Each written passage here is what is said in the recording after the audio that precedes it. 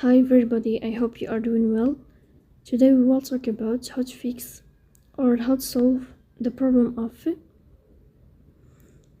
kicking you out on Pixiv. You will click on settings.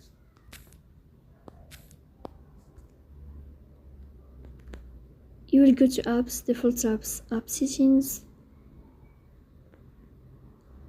You will search for Pixiv app as you see and you will click.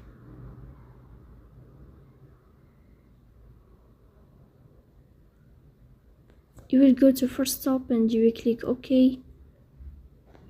You will enter to storage. You will click on clear cache.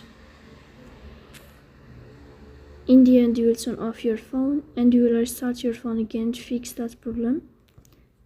So please don't forget to support us by like and subscribe. See you next time.